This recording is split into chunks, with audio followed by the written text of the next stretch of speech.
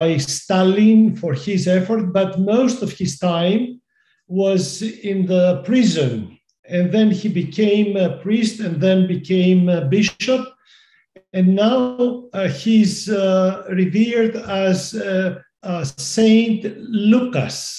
And it says here, Bishop of Crimea. So it's a very special guy. Okay, in 1 minute.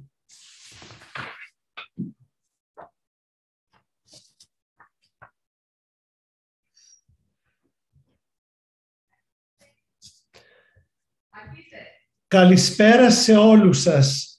Σας ευχαριστούμε που για μια ακόμη φορά είσαστε μαζί μας στα μαθήματα Υγεία και Θρησκεία, τα οποία κοσμούν κορυφαίοι ομιλητές από την Ελλάδα και το εξωτερικό. Σήμερα έχουμε την μεγάλη χαρά, τιμή και ευκαιρία να έχουμε μαζί μας την καθηγήτρια της Ιατρικής Σχολής Tracy Balboni, η οποία είναι τώρα καθηγήτρια στο Harvard Medical School, ξεκίνησε από το Πανεπιστήμιο του Stanford και είναι επίσης, συνεργάζεται με το Harvard School of Public Health. Είναι ογκολόγος ακτινοθεραπεύτρια στην ειδικότητά της, στο νοσοκομείο Brigham και Women's Hospital και στο Dana-Farber, το οποίο είναι από τα μεγαλύτερα Ινστιτούτα καρκίνου στον κόσμο, και έχει ασχοληθεί τόσο πολύ με τα θέματα που συζητάμε, θρησκείας και υγείας, και μάλιστα με την αντιμετώπιση των ασθενών τελικού σταδίου, που θα έλεγα ότι αν δεν ήταν η Professor Balboni, δεν θα μπορούσαμε να είχαμε αυτή την έξαρση που έχουμε στην έρευνα και στην δημοσίευση και στην κλινική δουλειά στα θέματα αυτά.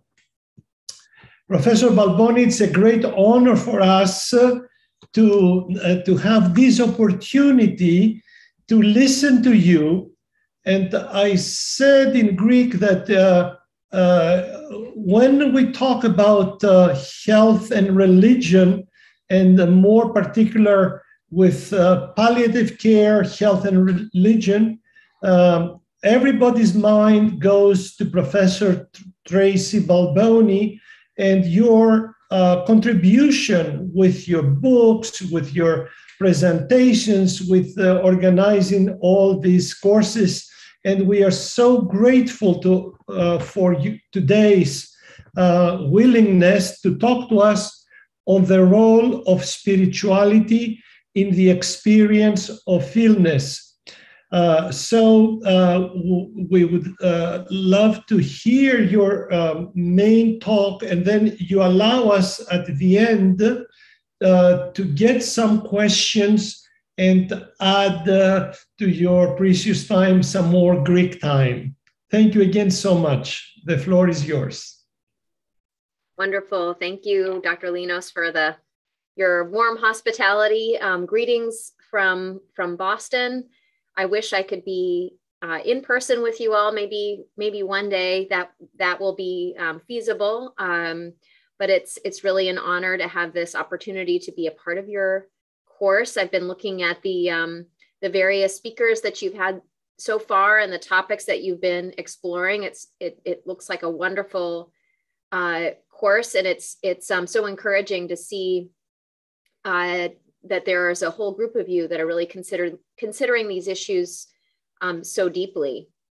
I'm going to be spending, as Dr. Linos has said, the first, hopefully just about 40 minutes or so, and then we'll leave the last 15 minutes or so for questions. We can have more of a discussion. But I want to spend some time reflecting on the role of spirituality in serious illness. And I'm going to be doing that of course, my main area of kind of reflecting on these issues is using the empirical method, and which I think is an important method to explore the role of spirituality in the experience of serious illness, but it's not the only one. And I think the story is not fully told if we neglect other ways of reflecting on this issue of the relationship of spirituality to the experience of illness, and actually in medicine more generally. Of course, this is something that you all have been doing as part of this course in a larger way. But I want to approach sort of the role of spirituality in serious illness by doing three things with you all today. I do want to just take a moment to reflect on why we are where we are today. Why do we even need to have this conversation, have a course? Why isn't this just sort of implicitly already regularly a part of our interfacing with patients who are experiencing illness? And there really is a separation that's developed, and I want to just make the argument, as I think you all are likely all aware, that this historical backdrop of this relationship is that its separation has really been only a more recent development in the history of biomedicine. And I want to make the point that this separation, which is only more recently developed, really has implications for the care of patients, for those of us who are caregivers of patients, and then also for institutions as well. And then finally, I'll spend a good portion of our time just walking us through some of the primary research, which begins to illustrate the role of spirituality in serious illness from the patient perspective. So I'm going to do this by sharing a patient with you. This is not my patient's picture. This is just a picture from the internet, but it reminds me of this dear patient of mine. I am a radiation oncologist, so I care for cancer patients. But this is a woman who, when I met her, she was 54. She had an oral cavity cancer. She'd had surgery on her oral cavity, but she had many high-risk features. And so she came to me to be considering post-operative radiation therapy, given the high risk of local recurrence of her tumor in her inner oral cavity. So she, on social history, she's a trained psychologist. She's also an energy healer. And she's married. Her partner was with her for this visit. And as part of my evaluation of her, as part of her social history, I asked, well, do you have a faith or a spirituality that's important to you? And she said, yes, that she grew up Catholic, but she's not really a practicing Catholic. She said, really, it's my energy healing community. That's my spiritual community. So that was just our social history. We went on to, a physical exam, and then ultimately to discuss postoperative radiation therapy and its side effects. And then she expressed to me that she wasn't sure she actually wanted to proceed with further therapy for her head and neck cancer. And she even then explained to me, my energy healing community doesn't want for her to proceed with any further sort of medical treatments. And she expressed to me feeling conflicted. So I'm just going to present this initial part of the story. We will return to this story. But I, as I said, I first want to be reflecting on, why is it that discussions of spirituality, even my asking this patient of mine about the role of her faith in her illness, being sort of, at least perhaps for you all in Greece, but at least for us within the United States, not a common question that's asked of patients. Why is that? And I want to make the point that we have a long history, as you all know, of spirituality being very integrated in with the cultures of the provision of healing. So and we see the vestiges of that sort of intertwining of the spirituality of a culture with the healing tradition, even in our insignias today. So, of course, the widespread presence of the rod of Asclepius is a reminder of the distant past in which, the god of Asclepius was worshipped, and that was sort of intertwined with bodily healing practices of the culture of that time. And they were just understood together. It wasn't unusual for those to actually be interfacing with one another. And again, we see examples of this, this sort of integration, even in our historical past, as far as the practice of biomedicine in so many insignias today. But when did this separation of spirituality from the practice of medicine begin to occur? And I would say it began to occur in the time of the Enlightenment, and then even leading up into today, into what we might call postmodernism, or the 1700s, about the 1700s to the present. And it was during this time that we see the growth of sort of a zeroing in on our material world, the growth of materialism, the idea that all we are and all we can understand about the truths of ourselves is understood by an examination of our material reality. So even my conversation with you all today, if we just kind of parsed out all the chemistry behind my neurons firing and yours firing in response, that we would be able to fully understand, if we could just break it down into all of its component parts, we would be able to understand best the truths of who we are as human beings. And as you can see, reductionism, the idea of breaking things down into their component parts, which is really sort of a key aspect of materialism, is sort of the primary tool of materialism. So you can see that the empirical method really becomes the primary source of understanding truths about humanity, particularly from the Enlightenment forward. And the practice of medicine uses the empirical method and gains these wonderful strengths as far as the ability to understand the material world, certainly in the case of medicine, understanding human health, human illness, and it being empowered to intervene. And of course, that bringing about wonderful strengths as far as the ability to cure disease and to alleviate suffering. But there is a problem that occurs at the same time, and that problem is illustrated beautifully in this painting by William Blake entitled Newton. This is an Enlightenment painting where the figure of Newton, as we know that this is because that's the title of the painting, is pictured as this very muscular figure, very strong, healthy and strong figure.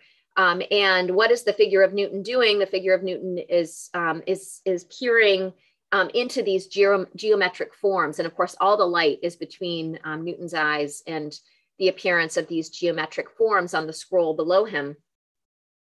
And yet so in this, I believe we're seeing signified the power that comes from our understanding of the material world, the light and much goodness that comes. And yet the commentary here is seen in the fact that all around the figure of Newton, in fact, the very seat that the figure of Newton is seated upon are these myriad forms that are outside the fixed gaze of the figure of Newton, signifying that there's something beyond that's being missed by this very powerful form of examination. And I believe that has implications. It transforms medicine. If we begin to become within the practice of medicine like that figure of Newton, peering only into what we can understand through a material way of gleaning truth about humanity. And I believe that shift in medicine is signified. I'm going to show you two paintings. The first is Sir Luke Fildes, his painting entitled The Doctor. Now this painting is actually a painting of Fildes's son's death. So the figure that you see lying on the chairs is in the center of the painting, is Fildes's son, and in his last moments before death. And in fact, in the background, you can see a very darkened figure in the background is Fildes himself. So Fildes here is painting his own son's death. And you can imagine this is a very tragic, heart-wrenching moment. You can see Fildes has his hand on his wife's shoulder. You can see his wife has her hands folded, and she's her head is cast down. She's crying on the table. So he's comforting her with his hand on her shoulder. And yet there is hope in this image. And it's in the fact that here he is painting the image of the doctor's care for his son. So of course it's entitled The Doctor. So we know that that is the primary sort of theme of this image. And it's the doctor who is leaning in towards his son. You can see on the table that's next to the physician that there's perhaps some medicine now, no longer is medicine going to help the dying son who's here. And yet the physician is still engaged. The physician is leaning towards the young boy. There's incredible light and warmth that's occurring between the figure of Phildus and this dying young boy. And that creates this hope and meaning, even in the midst of something so tragic, something that goes beyond any sort of material practice of medicine that this physician could bring to this boy and to this family. So I want you to contrast that with this image, which I believe really kind of illustrates how a focus on the material, a focus on technology within medicine creates a very different picture for how medicine is practiced. So this is John Collier's The Sentence of Death. We know that the title of the painting is telling us that this young man to the right is actually hearing news of a serious and ultimately deadly illness. And yet it's a very different painting than the one we saw of Phildus. We see the physician. Now we're in a very different setting. The setting is not the home. It's not an intimate space. It's actually a very affluent space. If you see the beautiful rug on the floor, the desk where the physician is seated, his nice chair, we see that the physician is gazing not at the patient, but at his book, which implies this is a medical book, and the technology of the day that's present on his desk, including a microscope and a sphygmometer.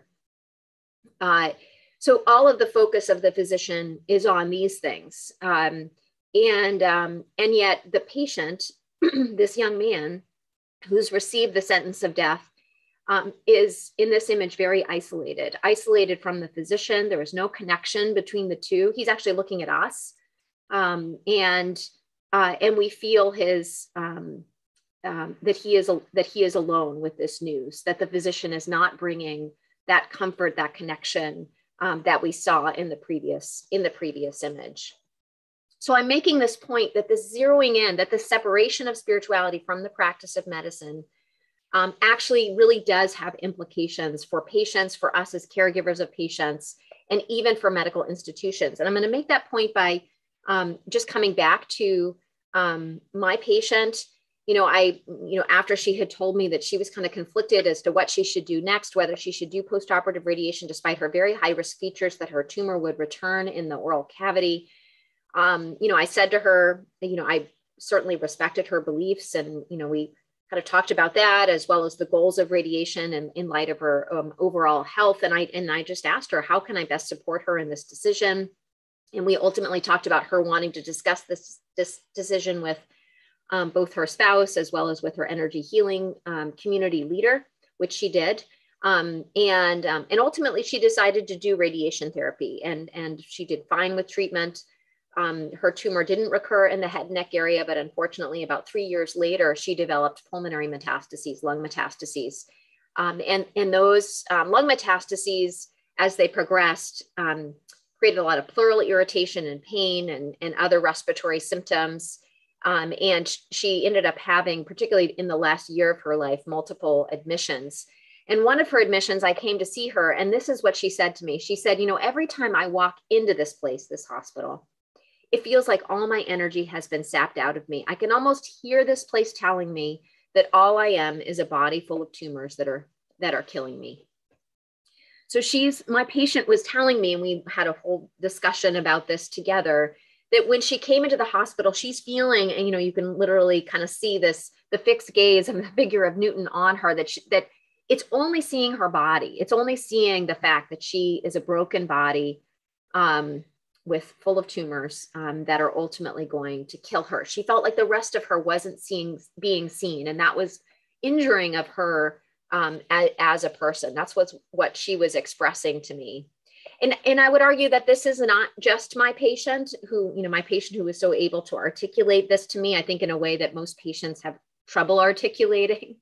But this has also been articulated by physicians. So this is Paul Kalanithi, the author of this book, When Breath Becomes Air, which is a beautiful story about this young man's sort of journey into medicine as a neurosurgeon. And then about halfway through the book, it pivots on his diagnosis of an advanced lung cancer. And ultimately, through his treatment and his death, his wife, Lucy Kalanithi, is actually the author of the final chapter as a result of his dying before completing it. And it beautifully illustrates how, particularly in the first half, during his training, how this young man with such passion for caring for patients well really struggled in the midst of his training in maintaining that continued compassion. And I'm just going to read you a segment from his book. He wrote, this is during his training, some days this is how it felt when I was in the hospital, trapped in an endless jungle summer, wet with sweat, the rain of tears of the families of the dying pouring down. I was losing sight of the singular importance of human relationships, not between patients and their families, but between doctor and patient. So here he is, this very well-intentioned clinician who really desires to care for patients well, and yet his training is separating him from caring for patients in a more holistic way. And I think you can visualize patients like my patient that I described and clinicians like Paul Kalanithi in the same hospital, struggling with the same sort of separation, and yet the culture around them has separated them from truly connecting with one another in a larger way. And I would say that is the result of this zeroing in on the material and this loss of an embrace of the spiritual aspects of what it means to face an illness and ultimately what it means to be human. And I also would argue that this has implications for whole systems of care. And we see that in this editorial. This is an old editorial sort of at the advent of the palliative care movement, written by palliative care leaders, where they comment on the experience of a patient dying within the hospital in a very technical way, in a way very much focused on the material reality of the patient and not on the human person. And they write this, the experience with this patient is a disturbing illustration of the care received by many terminally ill patients in US hospitals. Despite repeated requests that he receive no further life-prolonging treatment and that he be allowed to return home to die, the patient underwent a lung biopsy, 3 CT studies, daily phlebotomies, an insertion of multiple nasogastric tubes, as well as a gastrostomy tube. He was tied to a bed for 29 days so he would not remove the intravenous lines or feeding tubes, and he spent the last month of his life in the hospital. Recent reports suggest that his case, unfortunately, is not unusual. So, this picture illustrates to us how, here these clinicians are, these doctors, these nurses, social workers, et cetera. These are not individuals intending to dehumanize this patient. And yet this is a description of a patient being dehumanized in the setting of a serious illness. And you have to ask yourself, why is that happening? How is that possible that such well-intentioned clinicians are able to provide care such as this? And I would argue that it's as spirituality has been separated from the practice of medicine. Certainly us as clinicians and whole institutions are only geared around the material, only given tools to focus on the material realities of our patients. And so that's the only way we know how to respond. We aren't able to we're not taught to embrace the larger realities of our patients. That has long been separated from our practice and is not integrated. And the result is this. The result is that not always, but frequently we can apply only material ways of caring for patients that results in the dehumanizing of patients. So I think we can reflect back on the past and consider a time when medicine was practiced in a way where there was integrated sort of body and soul, spirit and material in the care of individuals who are seriously ill. And though there are many ways in which learning from a time such as this aren't applicable to today. So for example, we have much more diversity and spiritual traditions and things like that we encounter in our hospitals, et cetera. But we still can learn from that past. And I just want to provide this example. This is Gunther Risi is a medical historian, also a physician, who wrote this Mending Bodies, Saving Souls, A History of Hospitals. So it's about, the book is about the history of the rise of hospitals within Western medicine. And of course, hospitals arose within spiritual communities, within monasteries. And he writes this about the experience of a dying person within the monastery. He writes, first, the dying person confessed and then received the sacrament of extreme unction from the cleric who had heard confession and had absolved him. The administration of holy oil occurred on the traditional places of the five senses and other bodily areas considered to be suffering. Some brethren remain with the dying inmate throughout the day and night, praying and reading from the scriptures by candlelight. The point of this vigil was to ensure proper passing. Nobody should be left to die alone. If death became imminent, the whole monastic community was summoned and the monks congregated around the sick on both sides of the bed, alternately to pray and sing. So I just want to contrast this image of these monks who are, who are summoned to the bed of this dying person in order to be present, in order to care for this suffering person, and contrast that with the image that I gave in the New England Journal of Medicine article. And I believe we can see here that this, of course, we would not want to go back to a time when they had so few means of alleviating suffering and healing illness as they had during a time such as this. But we do want this embrace of the whole person, this care for who this is in a spiritual way, not just physical. Certainly there is physical care here, but also there's clear spiritual care as well for the person who is dying.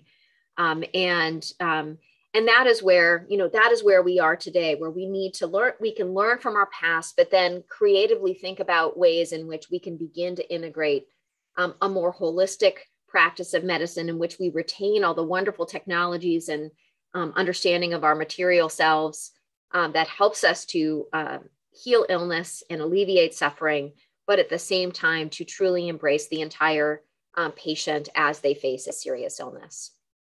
So now in this last section of this talk that I'm sharing with you all today, I want to focus on research as one tool. As I mentioned to you earlier, it's just one tool for helping us to understand the role of spirituality in serious illness. But I think it is clearly an important tool to be using as we try to reintegrate spirituality into the practice of medicine, and certainly within the care of those who are facing serious illness. So the way I'm going to be presenting this research to you is by posing questions and then answering the questions with data from the research literature. I'm just giving you a few examples in each of these questions. There are whole volumes of research that could be shared, but just for the sake of brevity, I'm going to be giving you examples. So this first question is spirituality important in serious illness? So this is one study. This is a study done of US cancer survivors. I will say that in a variety of different settings, similar questions have been asked with findings that are with slight variation, but still where spirituality is playing a very important role. So over 8,400 cancer survivors here were asked, my faith or spirituality has helped me through my cancer experience. And you could see that the majority of just about 70% of all patients indicated that spirituality had actually helped them through their cancer experience. This is a study that's done, a smaller study that was done in the Boston area. What this provides is more of a qualitative sense of the role of spirituality in serious illness. So of these 75 patients receiving palliative radiation therapy for their advanced cancers, 78% of them indicated that religion or spirituality was important to their advanced cancer experience. And those that indicated that it was important were asked, well, how? How has religion or spirituality been important to your advanced cancer experience? And then their answers were tape recorded and qualitatively analyzed. And 5 themes arose from this qualitative analysis. So the first and most common theme was coping through spirituality. So a patient saying, if it weren't for my faith, I don't know I would have kept my equilibrium through this process. Another common theme was that of spiritual practices like prayer. This patient saying, I pray a lot, and then saying, not for myself, but for those you leave behind. And there will be a lot more praying. Another theme was that of spiritual beliefs. So for, basically beliefs that are framing one's understanding of one's illness. This patient saying, based on my religious beliefs, I think I was given a certain number of days on this earth from day one, and I don't think that changes with my diagnosis. Another common theme was that of spiritual transformation, or a change in one's spiritual beliefs resulting from the experience of illness. And finally, the role of communities, religious communities, being frequently very important to cancer patients. So you can see that spirituality is functioning in multiple ways in the context of serious illness. So our next question is, what is the relationship of patient spirituality to quality of life in the setting of serious illnesses? And this was addressed by this study, a cross-sectional study of over 1,600 cancer patients with spirituality measured with the validated scale, the FACIT-SP, and that measure being found to be an independent predictor of quality of life, even after controlling for physical well-being, emotional well-being, social well-being, and other disease and demographic variables, suggesting that it is a key contributor to patient quality of life at the end of life. This is just another way of looking at the same question. This was a study done in the US of over 1,800 seriously ill patients, so all types of serious illness. And they were given 44 attributes of quality of life near death. So in other words, they were asked, what's most important to your well-being at the end of life? And they were given 44 possible attributes. And then ultimately they were asked to rank them. And here in this table, we see that the top 9 are ranked. And I just want to point out for patients that being free from pain and being at peace with God were number 1 and number 2 of these 44 as being most important to patients' perceptions of what is most important to their quality of life at the end of life. And in fact, the authors of this paper noted that these statistically tied for first. So just illustrating that a spiritual construct, being at peace with God, is very much at the forefront of many patients' minds as being what's most important to their quality of life as they face a serious illness. The next question is, does patient spirituality play a role in medical decision-making? So a number of studies have addressed this topic. This study was a survey of 100 patients with advanced lung cancer, their family caregivers, and then the medical oncologists who care for advanced lung cancer patients. Each of these groups were asked to rank 7 factors important to the patient in making treatment decisions. And so 7 factors were ranked. I'm showing you these 7 factors here. All agreed, so the patient, the family caregiver, such as a spouse or a child, who answered the survey, as well as the medical oncologist, all agreed that the ability of the treatment to cure the disease is number 1. But then next, for patients and for their families, and last for physicians, was patients' faith in God. So just illustrating how faith in God, or faith is a salient feature to medical decision-making for patients. The family understands that that's an important factor in decision-making, but the physicians who deemed it last aren't understanding that that's actually an important factor in medical decision-making. But does that actually result in actual care decisions made? This study would suggest it does. This is a prospective cohort study of over 300 advanced cancer patients in the US, where they looked at baseline religious coping. Remember, religious coping is one of the common ways in which spirituality functions in the setting of serious illness. And then these these patients were assessed at baseline and then followed to the end of their lives. And then aggressive medical interventions in the last week of life were examined. Those are here in the x-axis, so being ventilated in the last week of life, undergoing CPR, being resuscitated, and then ultimately dying in the ICU. And you can see baseline religious coping in orange is when it was deemed to be high, which is based on a median split. And those exhibiting high religious coping at baseline tended to get more of these aggressive interventions at the end of life, as compared to those in the yellow who were exhibited low religious coping at baseline. So somehow patients, these more religious patients relying on their religious coping to deal with their illness, are somehow receiving greater aggressive care at the end of life, which of course raises many questions. And one hypothesis is this is a result of religious beliefs about end-of-life care.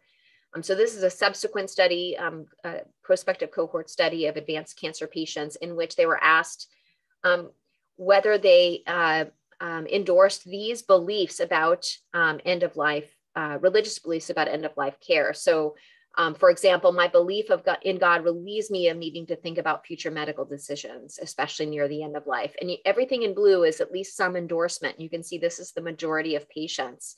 Or I believe that God could perform a miracle in curing me of cancer. And again, a majority of patients providing some endorsement of that religious belief in end-of-life care.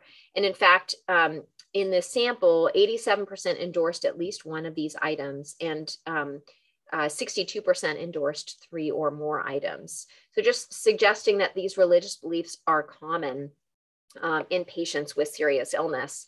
This is, patients were also, their understanding of the terminal nature of illness. So this is a measure which examines the degree to which patients understand and accept that their illness is terminal.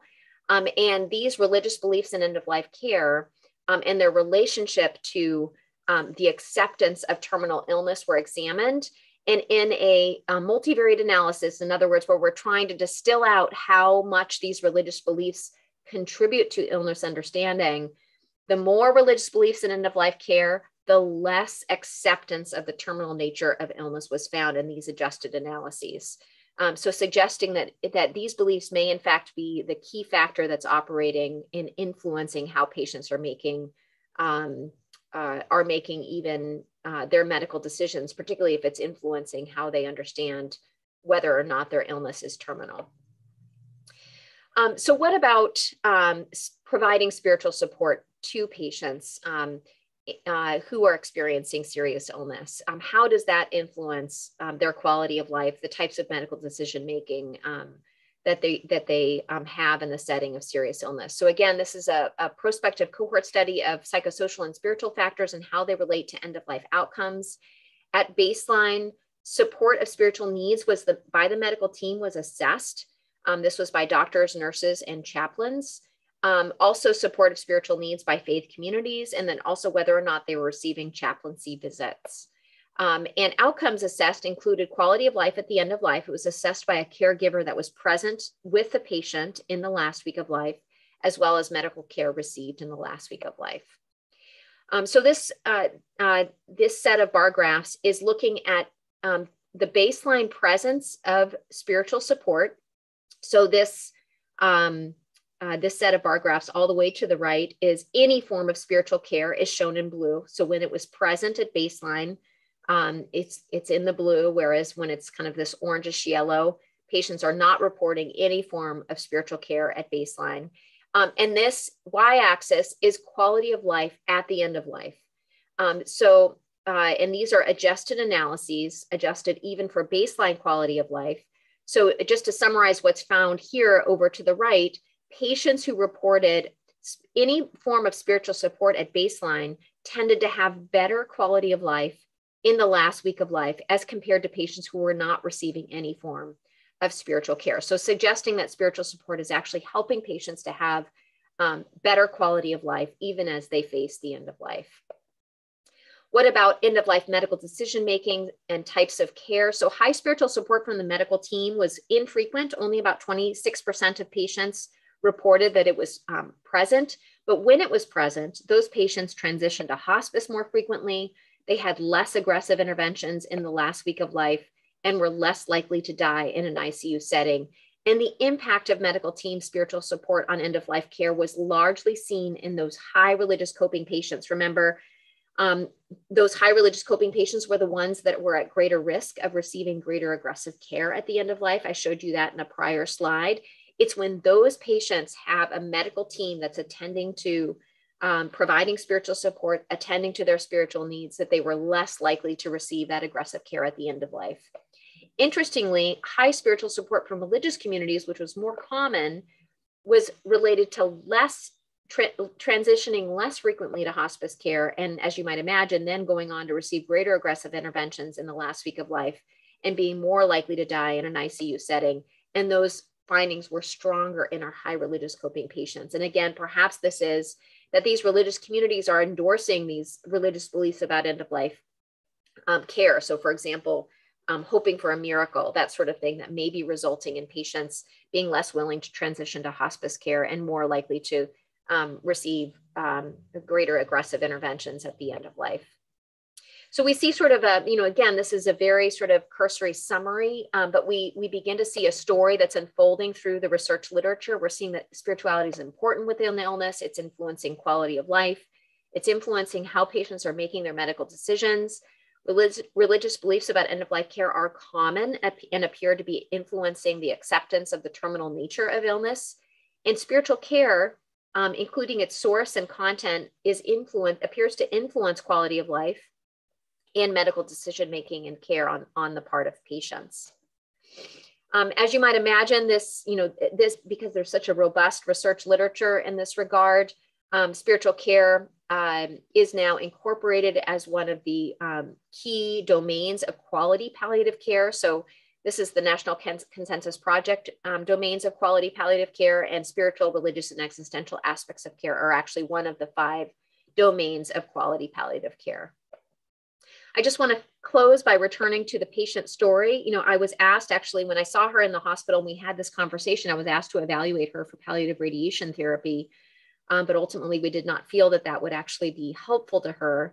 And we spent much time, focusing on her values, her spirituality, what she hoped for, particularly in her final, what we anticipated would be weeks of life. We discussed her transitioning to hospice, which she had been also offered a research trial, which she was also considering, but she did later enter hospice about a month prior to when she died. And when I visited her in the hospice setting, one of the first things she said to me was, why can't it be like this? And what she was referring to, particularly in light of many of our prior conversations, is, hospice in the United States has a much more integrated focus on the material person and the spiritual person. They have a very holistic approach to care. And she was asking me, why can't all of medicine be like this? And I think her question is an important question for us all to be asking of ourselves and attempting to answer. So in conclusion, spirituality has only recently been disconnected from the practice of medicine. And this does have important implications for our patients, for those of us who care for patients in clinical settings and our institutions of care. It plays a major role in patient well-being and medical decision-making. And of course, I believe we need to hear and creatively and rigorously respond to my patient's question, why can't it be like this? So with that, I'd like to go ahead and stop sharing my screen and open it up for a time of discussion and questions. What a fascinating presentation, Professor Balboni. We are all really very excited. Thank you so much. I do have 4 questions. I don't know if we'll have enough time, but let me start quickly. The first question says, I am a physician. How can I be caring for the spiritual needs of my patients? So that's a great, just very practical question. And I think, probably the most important first step is simply to ask. So in I gave you the example of this patient who I cared for where, I simply, as part of a social history, so, as well as asking her about her work and her family and, hobbies, things like that, we can simply be asking patient, do you have a faith or spirituality that's important to you? And just that question opens up a whole window into patients. I remember one, of course, certainly the example I gave of this patient as part of the presentation is an example of that. One other patient who I just to give another example, let me know, after I asked that question, the friend that I introduced you to that brought me to this appointment is actually from my religious community, and they're going to be bringing me to each of my radiation therapy appointments. So, the patient never would have told me that she just introduced this person as her friend. And yet my having asked and acknowledged that could be an important aspect of who she is opened up me to understand her better, to understand her supports better. It actually, even in asking a simple question, says that this is an okay aspect of, this is something okay to share with me within medicine. So it invites it to be part of the patient-clinician relationship. And we need to do that. We're responsible for that. It's our setting that patients come into, and we need to be sensitive to the fact that we need to be welcoming all of who they are into that setting. And of course, you're going to have some patients that say to you that that's not important to them at all, but they will have other things that give them great meaning. It might not be a religion or a spirituality. They might describe it as something very different. But it's still important to have ways of opening that window to them and letting them know that you welcome those aspects into their care. Thank you. The second question reads as follows. You presented a study where patients ranked religion, God, number 2 out of 7 options to them. What you didn't state, I think, was that physicians in the same study ranked religion, God last. How do you explain this? So, to some extent, because the study didn't actually specifically kind of get into what people were thinking when they ranked, we don't know. But I think we can hypothesize that, I was saying to you before that, we have a separation between that's only more recently developed in the last few hundred years of kind of the spiritual from the practice of medicine. And that means that all clinicians, me included, for the most part, I don't want to say it in a blanket statement. I'm sure that there are places where, and I think that there's been a lot of ground that's been gained even the last few decades to try to include sort of a more holistic approach to patients, including the spiritual. So there's definitely been some progress, but in large part still, clinicians, the way that they function is that they do not focus on the spiritual. That's not considered to be a comfortable, regular part of care. And so I think those clinicians were responding based on their training that they've never asked patients about it. So they have no idea because it's never been part of the conversations with their patients and families. So which if they had those conversations, they would be aware that it was important to their patients.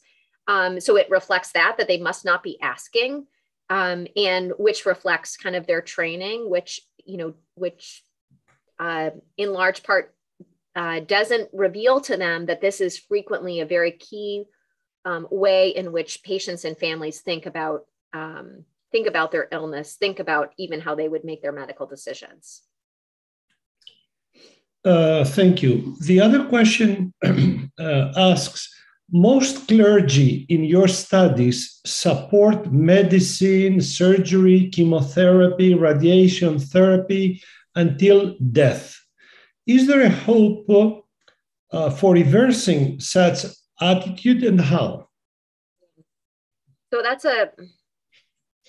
I have ideas here, and this is where it just takes many people, including clergy from various religious traditions. And, I think some of the reason why that exists is that clergy are largely separated from how medicine is practiced. They become very siloed or separated from one another. And, whereas, in the example of, the dying person being cared for in a monastery, I mean, once upon a time, it was primarily religious people who were caring for the sick.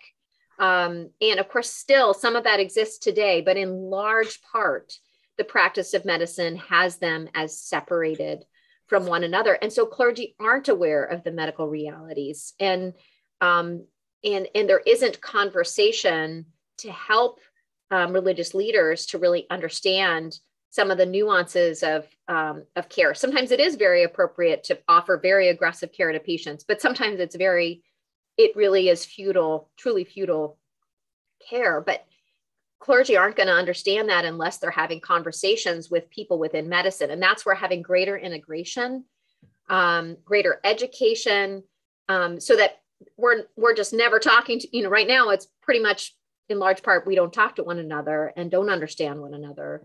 But I think that there's definitely a much work to be done to create those bridges so that there's more of an understanding, both on the part of medicine of the importance of religious communities, of faith communities, but then also on the part of clergy and other religious leaders and people within congregations of the realities that are present within the practice of medicine, both its limitations as well as its the potential good that it can bring. Thank you. And then the last question, what can religious communities be doing to better support seriously ill patients when they are making medical decisions? So I think, I just referred to the fact that there needs to be more conversation and understanding. But I think that the ways that people within religious communities and clergy and other religious leaders can begin to do that is just by being present and asking questions. Really trying to understand together with the person that they're caring for, the patient in the hospital, let's say, so maybe it's a family meeting where they're discussing the realities of the illness. I mean, ideally, you would have someone from the religious community there that would ask questions, help us to understand what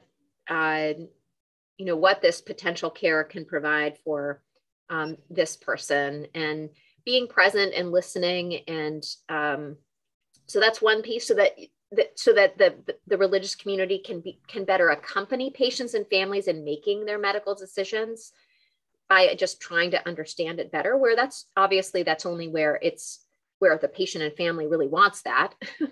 If they don't want that, then that doesn't work. But where they really invite that, I think it's important because these decisions are hard. They're very hard. And so that's one piece. And then another is realizing that there is so much, even apart from the medical decisions, that religious communities can bring, whether it's, what are the, I think our many religious traditions have deep sort of theological ways of approaching illness and dying, whether that are always relevant, even no matter what the outcome of medical care might be. So whether that's preparation, whether it's dealing with issues of forgiveness or needing to ask for forgiveness, whether it's helping to prepare your loved ones, there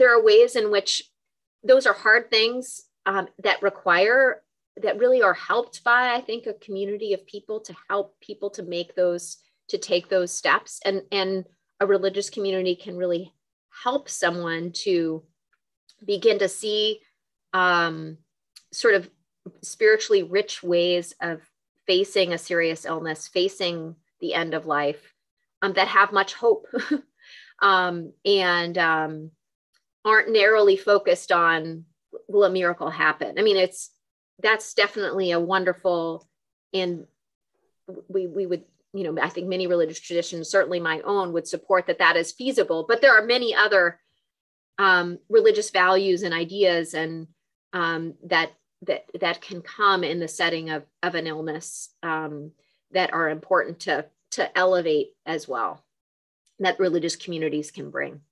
Yeah.